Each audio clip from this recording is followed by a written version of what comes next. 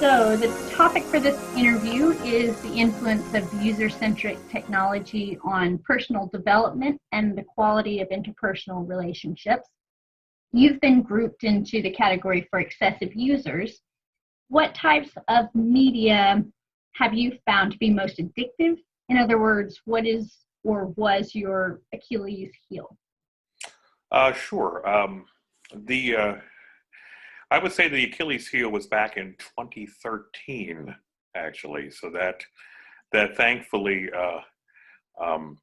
puts puts a lot of distance between Yeah. myself and a lot of the social media to the nth degree now.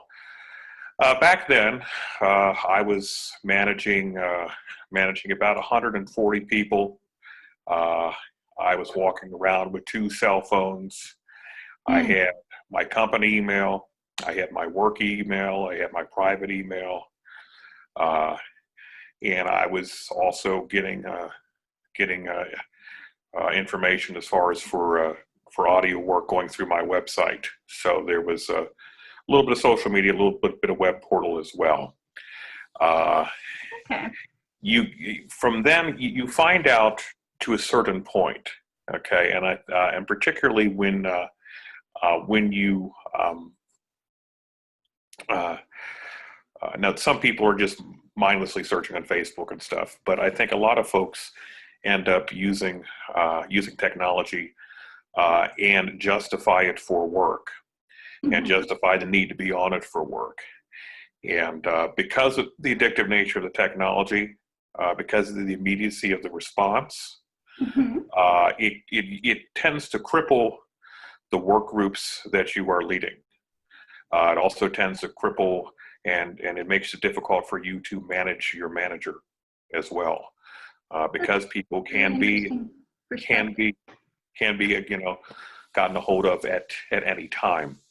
I noticed I went from that basically on call 24/7, having 2 phones. When I was at work, I was at work. When I was not at work, I was managing my company, and then on different boards of nonprofits, to completely getting rid of all of it. That's Uh, interesting. and except for just now, granted, I still have a work phone, and my work phone has been turned off now for 6 years. Wow. And it So just, mhm. your pressure was due to your career and all the expectations that came along with that. Right. That's very different from everyone else I've been interviewing. Well, Um, and, and the thing is that, we both are fellow creatives, mhm. Lori, and that is not the MO for most of America. Okay. Right. You're going to be a content creator or a content consumer. And Mhm. 90% of people in America are content consumers. Consumers, So absolutely. I recognized that, but I also recognized along with that, it's interesting, that same year I was operations director to a film festival, and I watched 170 hours of film in 3 months. Oh, wow. Okay. And in doing that, I also watched a lot of films that were basically advertising pieces. There's a lot of the film festivals, they have shorts, they have, features, documentaries, whatever genre. But sometimes people get some really highly um, uh, funded advertising pieces that get submitted to film festivals for the intent for product placement, for the intent for people to buy into something that could be an episodal TV show or Netflix show or something of that nature. Okay. And I started to understand that the addictive nature of media.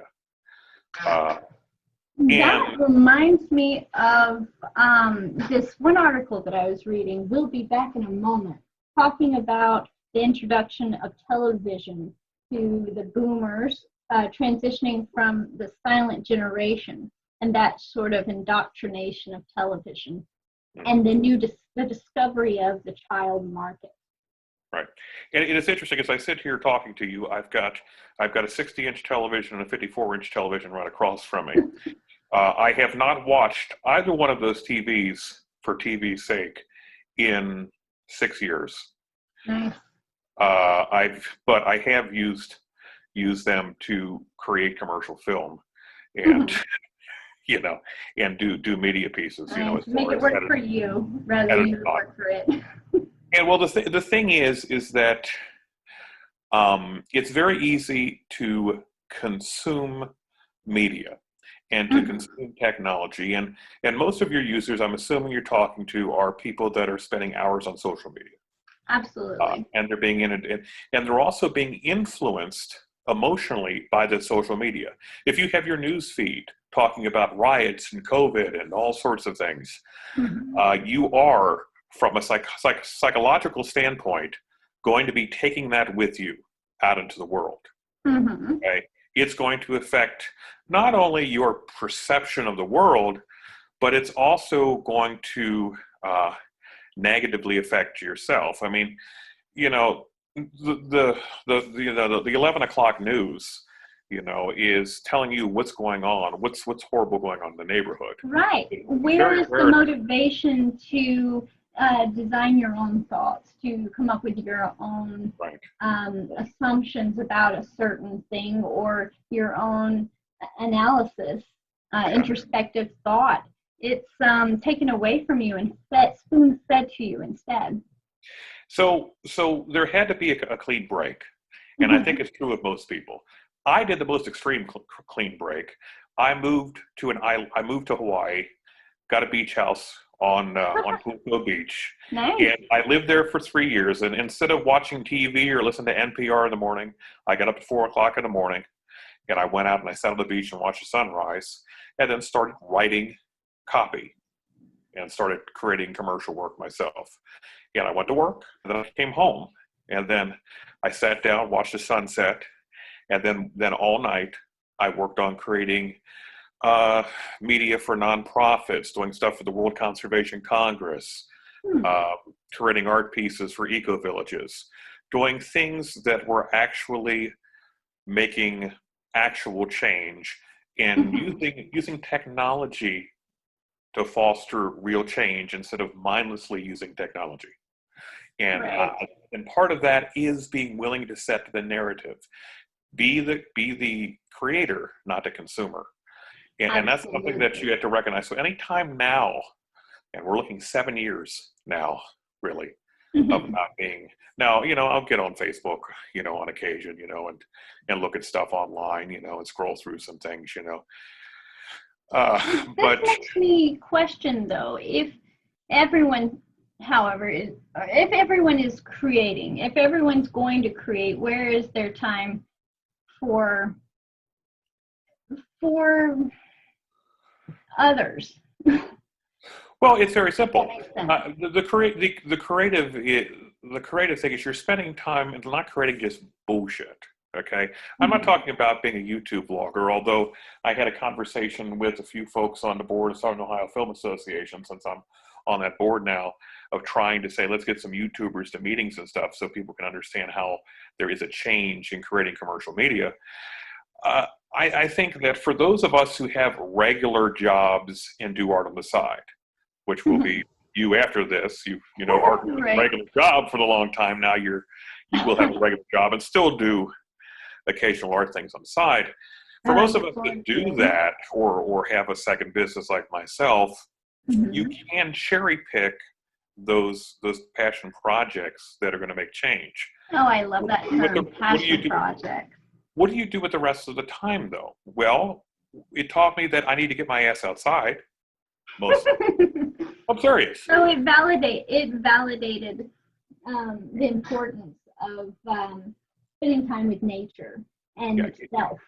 Right, and also understanding that I live in a neighborhood and have owned my townhome for years, even when I moved out to Hawaii, and I didn't really know my neighbors, but I knew all my neighbors. I knew all my neighbors in Hawaii, and this is a Midwestern versus Hawaii versus European versus South American method of socialization. You know, you see in these large cities that there's people stacked on top of each other, but they don't know who's down the road down the hall in Manhattan in their apartment. Uh, people are social by nature. People Yes. are using this as a substitute for socialization.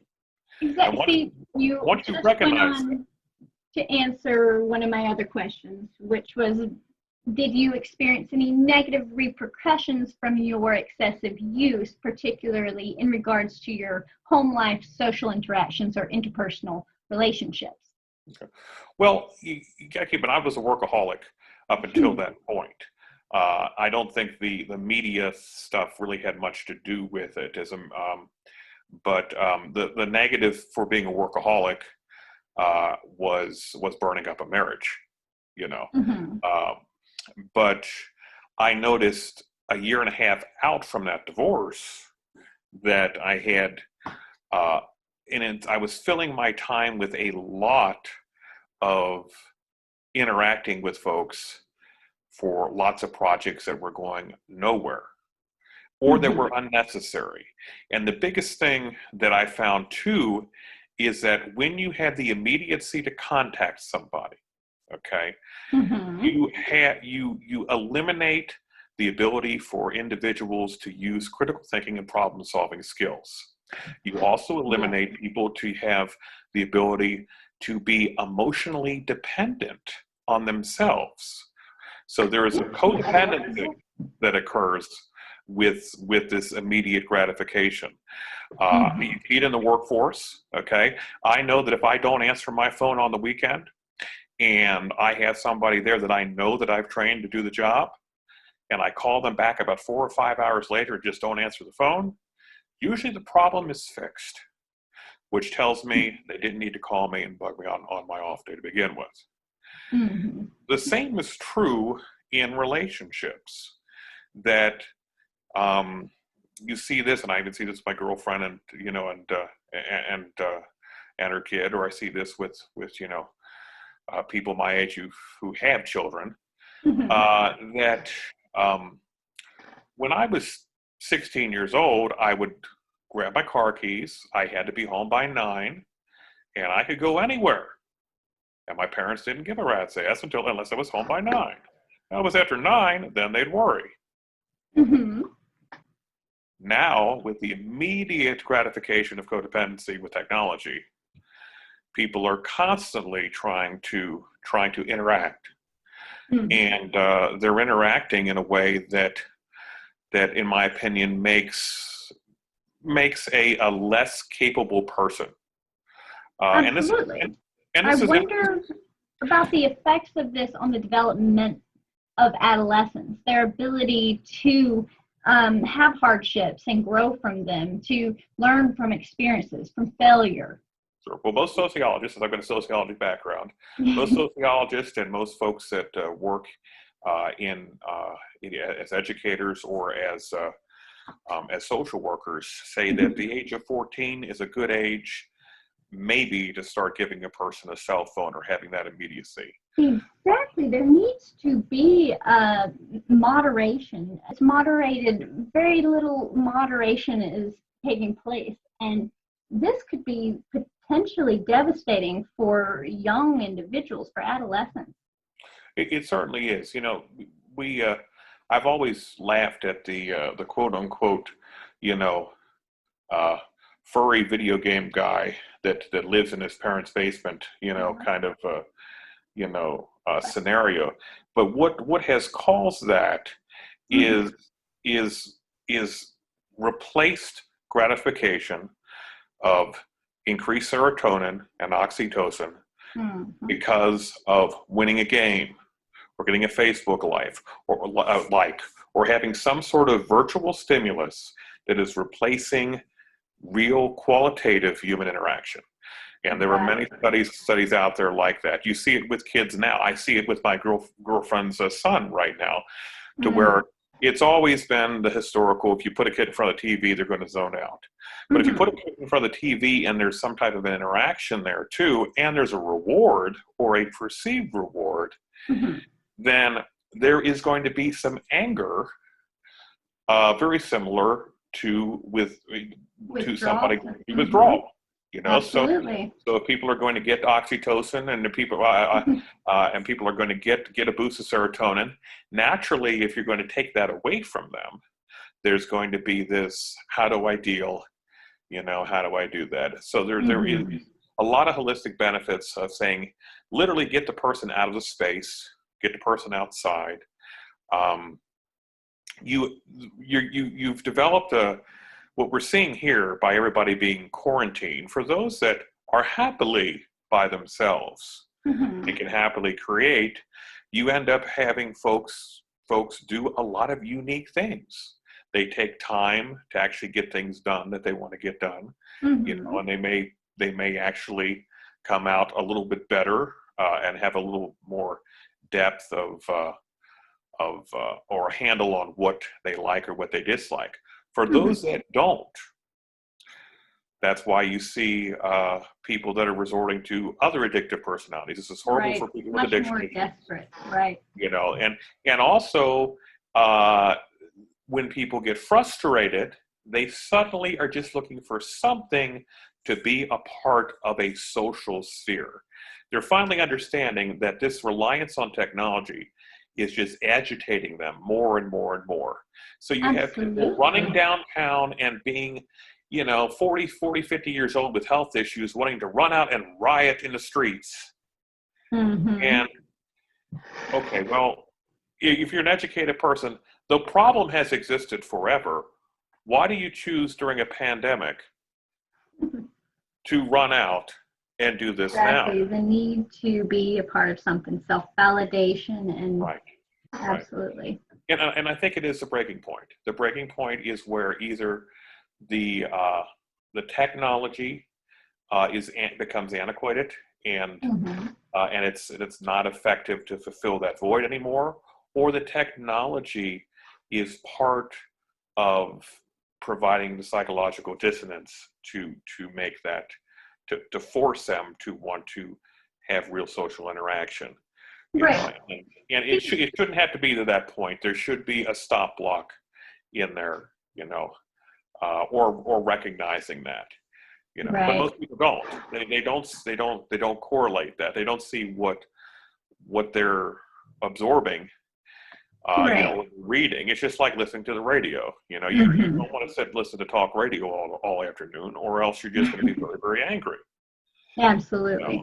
Well, uh, my purpose with this paper is to examine the growing parent to child and user to non-user dichotomy um, as a sort of determinant of addictive and vulnerable internet activity, as well as a lead to effective rehabilitation.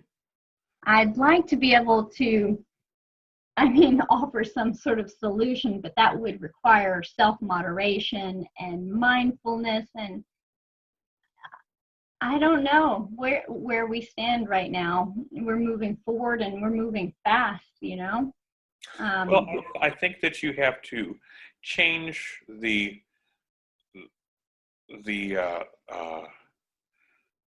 the purpose of technology to the child. Okay, mhm. it's a tool. Okay, But what is the ambition for that when they can make so much more money playing off of the primal desires? oh, you mean that the video game Designers companies and and advertisers can make so much money off of that? yes, Well, technology I mean, is much I more, create content that is clickbait too. So, yes. uh, you know, it's What's first of going to all, curb all of this?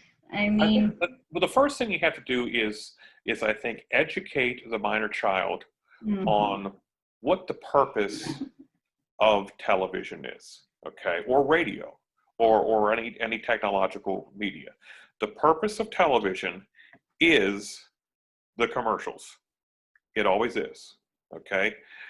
You try to figure out in an advertising market what commercials can be put with what sitcom or what news show or what this or that to get the consumer to buy things.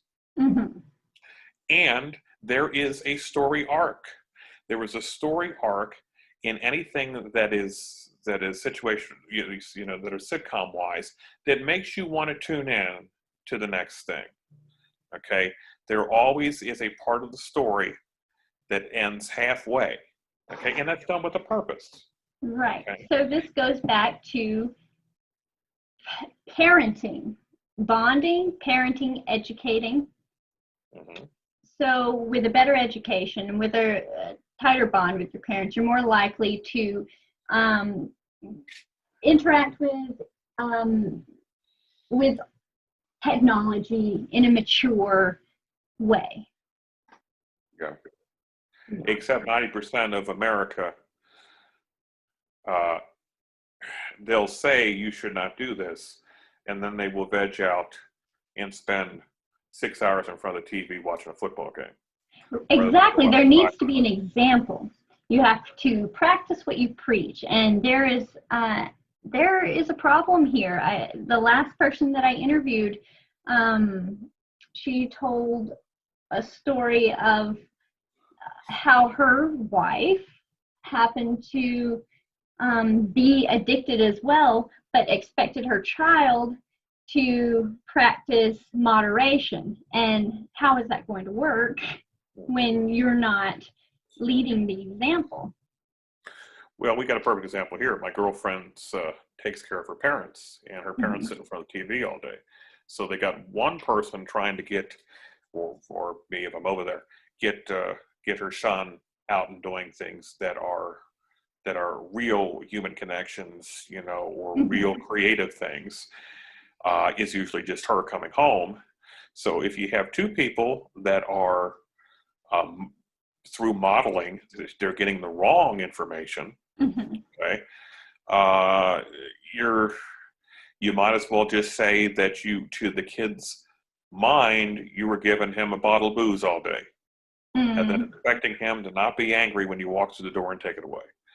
Yep. And that's and I see it's that very often. hypocritical. Yeah, and how can a child develop a true respect considering that? Well, I have Respect a couple ideas. There is no logical, and this is framing it as a tool. Okay, so look at a television as a tool, look at a computer as a tool, look at a phone as a tool. Okay, and it's a means to an end. I don't want to spend all afternoon talking on the phone to somebody, as opposed to going out and doing something. Say, let's make a plan. All right, this, that, okay. That's kind of, so for the phone thing, do it that way. For the television thing, get rid of the television out of the house. I spent 3 years without a television on an island. I was able to have more real social connections in 3 years than 7 or 8 years on the mainland. That is insightful. That's wonderful. And I can name, to give you an idea, as far as actual, because I'm not friends with anybody on social media that I don't actually already know or haven't worked with, I think in 3 years, I met maybe 300-400 new people. Wow. Because I made a conscious. That's impressive. That's a lot of interaction. Because I made it, but you got to keep in mind I was also a public official too, so yeah, you had more an opportunity. I have more opportunities, but when you're not spending time, talking to folks online, the same folks, and you're actually getting out and meeting and talking and creating stuff with folks, then you get a Facebook friend here, hey, what's your contact information, that kind of stuff. And it's because you intend to get a hold of them to do another project or, do that. I soon found out, for instance, in that setting, that the people that I was working with and talking about how I could promote their business, when there was a party circus night in town, it was the same people were playing in bands and doing acro yoga and doing all this wild, crazy stuff. And you started to recognize that when this is, and granted, Hawaii is completely different than the rest of the world in some respects, but in other respects, we put blinders on to think that people are work people, church people, Yeah, play labels. people. You know what I'm saying? This pile of people. Mm-hmm.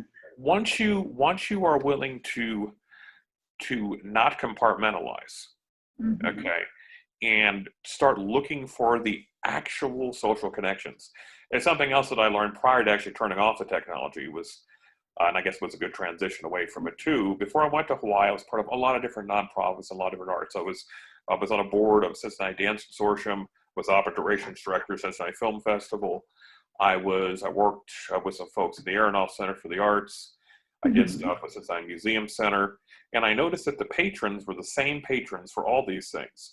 So, for instance, if I scheduled something the second week of September, I would be pretty darn sure that I would probably cut my patrons in 1/4 unless I staggered it out, because the same people that would be going to this event are the same people that would be going to that event. Hmm. And once I started understanding that, I started understanding that the connections and the things that people are in, it's very, very layered. Um, Right. and understanding that is much more. Uh, it should inspire a young person to have more legitimate social interaction, because it's Self-identity. because It's so because complex. You can't because boil yourself down. middle school teacher, that you had, uh, that was really, really good in teaching English and journalism and stuff, was also the person who was at every single hard rock concert at a performance venue. And or if you start seeing these types of things, and you start understanding the whole person. And Yes. that's one of the things that media will not do. It will distract, it will misdirect, and from a social media standpoint, it will only allow you to see the known side of the person that you know, if you've met them, and then the perception of what could or could not be going on with their life. This is very interesting, and that was beautiful. The examples you gave of the complexities of humans, of each human. I believe just like any muscle, if you don't use it, you'll become weak. It will deplete, and we are fed information and becoming weaker in our minds, and it's easier to just label things and think of it just a, a two-dimensional perception, and jump to conclusions and move on and justify only your own perspective, working perspective. And things are much more involved. Things are much more complex. And I feel like so much is missing because we've given up so much to our technological interactions. And I think one word I would use here instead of complex, because complex turns kids off or young people off from wanting to engage, because if they have to walk the tightrope on how many different hats, their friends wear, or different things, because we are all different things to different people. You're, your mother's daughter, your fiance's fiance, your professor's student, that kind of thing. I think what the best way to say is that you are diluting your perception of how rich the person can be in character and in reach. At least that's what I found when I decided to have my work friends, my play friends, and refuse to use technology just for a tool. And the thing is, and you've done technology as a tool, as somebody who's a Absolutely. model of It was photographer, necessary. Yes. you didn't, other than editing your own stuff Mhm. or coming up with ideas for concepts, you didn't sit down all afternoon and just look at pictures. Oh, no way. I didn't have time for that. I had to No, work. no, because you're trying to Absolutely. come up, trying to come up with something, Hmm. and it's, I had to go harvest various, like one time I made a piece out of completely disassembled pine cones and used the little pine cone pieces to create this armor. And boy, it was very, very cool looking. But yeah, I would go out, and I mean, I grew up in the woods. I didn't have television. It's funny you said it, because I was mentioning it, like, for instance, I was trying to get my girlfriend's 10-year-old interested in camping and backyard, and trying to get him, interested in doing some outdoor stuff, and taught him how to build a fire with flint and steel in the backyard and that kind of stuff. And trying to get him off the couch or out from front of the TV. And I would say to him, look, they're creating something. You're just watching them do something. Yeah. And how are you going to feel at the end of your life if that's all you've done? It'd be desperate. What a desperate feeling that would be. Yeah, and I think that goes back to marketing technology to parents as a tool. I remember back when I was in 5th or 6th grade, and we suddenly needed graphing calculators because we could not do some of the functions. Those are a pain in the butt. Okay, and the intent was learn the equations. Okay, be proficient in the equations, understand the principle of the equation, and then you can certainly use the calculator to actually physically graph out what once you knew the equation. So you're using it as a tool. You were using it from in an Excel method, a data method. And parents had no problem telling their children that, don't you put all the answers to the tests in the TI 92, don't you do that. Use the calculator as a tool. Teachers told the students, okay, this is a test where you're going to be doing simple algebra, so you're not going to be using your calculator. And this is a test where, you might be doing formal geometry, so you may use a calculator here. They need to take a look at that for cell phones, computers, televisions. Okay. Exactly. What are there you needs trying to be some sort of moderation for this. Yeah, and it's addictive, and it's addictive because people like me and people like folks in the film industry want it to be addictive. Because if it's not addictive, you're not going to buy the product. Absolutely. You know what's really interesting too? The amount of people addicted to technology today is absolutely unbelievable. And just finding addicted and people willing to admit that they have an addiction, it's almost impossible. Well, and I think other than other addict. Okay, when it comes to, if you're thinking addictive personalities, people who have addictions. Okay, as long as you can hide the addiction, it's a non-issue. Okay, for instance, if you're morbidly obese, you can't really hide the addiction. Okay, obviously, if you're 300 pounds, you might like a donut on occasion. Kind of can't find. If you're an alcoholic and you constantly are just hungover every single morning, and you can't make your ass to work, you can't really hide that addiction. If you're a smoker, Lord knows, you can tell who takes advantage of smoke breaks at work, or the former smokers, because it comes about, an hour or two in, and it looks like they're about to do somersaults in their seat. You can't hide that addiction. Right. It's become socially acceptable in a business setting, and that's the other thing too, that once you have, a mobile device in your hand that can have a work and a play setting, that's a problem, because then your work and play interact. So what does it do when I want to spend time with my girlfriend? I turn off the phone. And unless, we worry about somebody getting a hold of us or something, I turn off the phone, and sometimes I leave the house without the phone. If I know that, nobody's trying to get a hold of me. Right. And you have to be willing to cut ties completely. Yeah, separate. Absolutely. And one of the greatest things also when I was back in Hawaii is they're stuck in the 80s.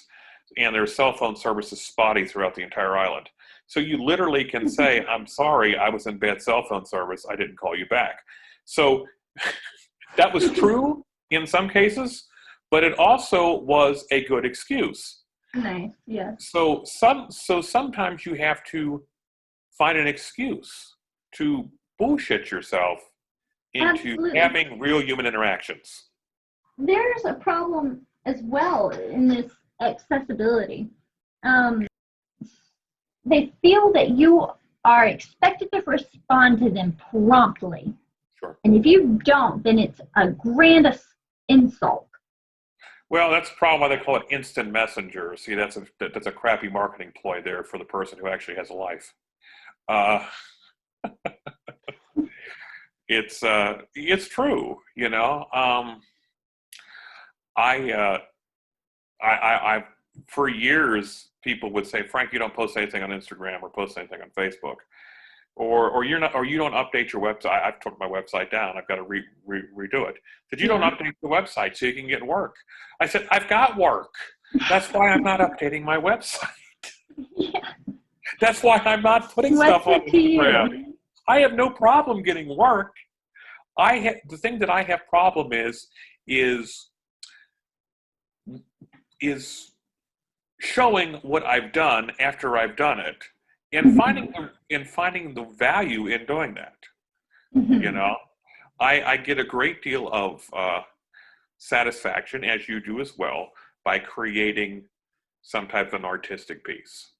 Mm-hmm. You know, the client Absolutely. is happy, I'm happy, and then I'm done with it. The process was fun. You know, creating it was fun. The process, in some ways, was more fun than oftentimes informative. Right, it's very informative. You know, you learn a new skill. You learn that about creating what they want. You may have also learned more about the person you're creating something for. Sure. And that is a much greater human interaction, quantitative. You know, to where you can quantitate good feelings out of it than a like on a Facebook. It's much more valuable and applicable. Yeah, because you spent 2 weeks, a month working on something, and it's finally done. I think that's one thing that a lot of young individuals these days who are constantly plugged in seem to miss. They get this instant gratification, these dopamine fixes through, all of this content, constant content that just keeps it going. But the idea of failure is absolutely detrimental to them, and they don't understand the reward that comes from failing and learning from that failure, and then producing something from what you learned by that experience. And those young people are slowly becoming the people in charge, which creates a very big problem. Like, for instance, for my day job, I also head up the field video unit for the state of Ohio for the Postal Service, which means if there's a big, complicated media project that needs to be created, they come to me, I write it up, I create it. Okay. How could I quickly turn something around? Yes, I could shoot something on a Saturday and have it to somebody by Sunday morning. You know, a very long piece. Yes, I've been doing it for so many years, I can move that quickly. But I'm not going to get paid anymore to do that. And, taking the time to try to figure out some nuances of what they want, is important. Just like with just like with a private sector client. So for my work, if somebody wants me to create a 5-10 minute training video or something, they say, so how long will you take to do it? I said, well, I'll shoot it this weekend and give me 2 weeks and I'll have it for you. Not that I need 2 weeks to do it. I only really need a day and a half. But I gotta give someone a time to slow down that immediacy Yes. thing. to slow down that instant gratification. Because the thing is, if they still want it after that, then they might use it. Mm-hmm. I found they might actually be using it. You know, Mm-hmm. when I can turn them around, like pancakes on a griddle, half the shit doesn't see the light of day. And it is. Media itself has become, and talking to young filmmakers, it has become a commodity. Okay, no one Yeah. cares if you've got a 4K red camera and you've spent $20,000 for your camera and you're shooting all this stuff. It's how quick can I get this information so I can convey this message, and then I'm on to the next thing. Right. Wham, bam. Thank you, ma'am. Yeah. Right. And that, understanding it from that perspective, from the creator's perspective, I was watching a good documentary on Larry David and Oh. and writing Seinfeld, because I'm actually finishing up a sitcom script myself. Nice. Oh, I'd love to hear that. It's based on the post office. It's kind of like if you cross The Office with Night Court.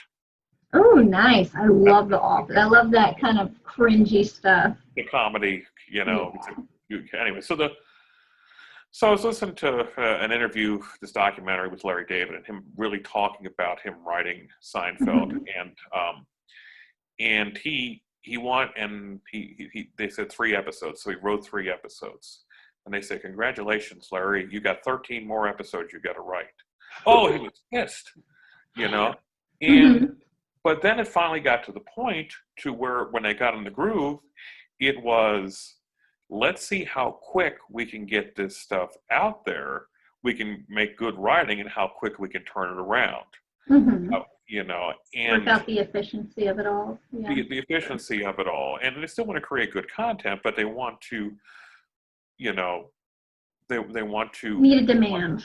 They want to meet the demand. So when you start manufacturing media through technology, okay, and when you start looking at it that way, you soon understand that whatever you're sitting in front of, whatever you're rushing home to watch on television, or whatever you're stuck on looking at online, the only person that means something to is you.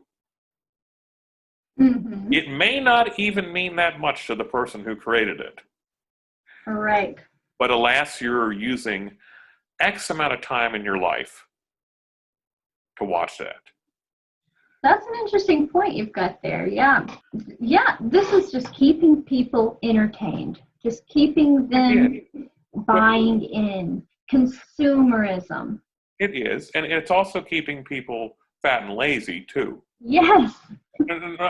Let's be completely honest. It takes a lot to get the America really pissed off. Okay, we should have had riots 20 years ago, 30 years ago, 40 years ago. But no, we got Netflix and HBO and distractions. Amazon Echoes and all these wonderful technology pieces to keep us busy, to not actually have real human interaction. It's until people wake up and see that, and the people that are spending the time creating this stuff do see that, and that's why I've got a buddy in California who used to be in Kentucky, and he graduated from Cal Arts, and he was the producer and wrote Bobby's World and Fairly Odd Parents, and he was oh God, I remember that. His name's Gary Conrad, and Gary's from around here, and Gary moved out there. And Gary, when you see Gary go on vacation, Gary is going out in the wilderness. Gary is going and checking out every single restaurant in France. Gary is having the most real, disconnected human interactions possible, because he's existing in a fantasy world in Los Angeles 99% of the time, to Right. where he So is he creating understands the content. value of disconnecting and going back to roots a bit. Yeah. I, Um, Content creators do seem to understand the value of that much more than the consumers. yeah. Yeah. And and the interesting thing is that, I hate to say it, is that everybody wants to create digital content. The only thing keeping them from it is they don't have the focus to edit it, Or self motivation. or motivation to do it over and over Right. again.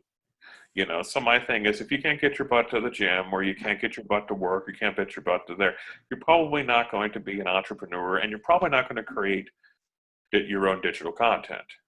Absolutely. So So what do it you does go back to self moderation, self motivation, introspective thought, mindfulness, just Mhm. time spent with yourself to assess your own needs and your own desires. There's a huge lack of that. Yeah. And I think also, um, eliminate the consumerism mindset. Yeah. Again, perfect scenario here. I had a home, still have a home, I'm in it right now. I had a home in Cincinnati, okay? Made a conscious decision to pack 14 pieces of luggage. 2 of them were clothes, the rest were recording equipment, computers, and camera gear. That was it. I went to a fully furnished condo on the beach, or a beach house, for 3 Mhm. years. I Nice. didn't buy anything else except for flowery shirts. Uh, but and I stopped watching TV. I stopped doing that too. I wasn't inspired to buy anything. So if you disconnect yourself from those media sources, from those technology sources, those advertising sources, Mhm. you may find that your whole consumerism idea will completely disappear, and you will start being a minimalist to a point. I was reading a paper on the silent generation and the boomers. It's it really talks about the beginning of consumerism, because the silent generation experienced the Great Depression, and so they sort of vowed to themselves that they will not allow their children to live in such poverty. And then here comes television and this technological innovation, and then everyone's all for consumerism, and then it gets a little bit out of control, and it seems like we're still trying to mend from all of that. We still don't know what to do with ourselves. We haven't been able to intervene and create an assessment about that. And it's something that you have to really guard the front door at all the time. I remember this time last year, I was recovering. I had a car accident and broke my foot and was off for 3 months, had foot surgery and stuff. So got the foot Mm. up in the air, not doing anything but reading, writing, trying to write, wrote some scripts and stuff. But the other time, on the phone. And the last month, for some reason, I decided to log in and look at my favorite auction house, and look at eBay auctions and stuff. And Mhm. and I ended up buying a signed Andy Warhol, and a signed Picasso, and a signed Salvador Dali. And I said, well, isn't this interesting? How it was very interesting to flip back over to that when your situation changes. Mhm. That you can suddenly, Fall right back into it. fall right back into it instead of creating Right. your own work. I mean, most of my living room is filled with paintings or photographs that I've taken myself, most in Mhm. Hawaii, um, Yeah. or local artists, or things that I've done. Well, that's And then lovely. and uh, so I found myself, a couple $1,000s in auctions later, uh, Oh boy. saying saying, wow, does that really give me that amount of joy, that I now own this particular Thing. piece. You know, what could I have done instead Provide an experience. to provide an experience? And after buying three expensive paintings online, I was reminded what I used to do a couple years earlier. So I got my butt up, hopped over on crutches, went outside on my patio with my laptop and my pen and paper, and then just started writing and started focusing just on doing that. That's wonderful. Sounds like you found a nice balance between technology and living your own life. However much I hate to conclude this interview, I am starting to get a little too close to my next one. I hear you, and I've missed 2 calls myself. Hey, good to catch up with you, Gal. I'm glad things are going well. Thank you for the valuable information. Oh, you're welcome, Laura.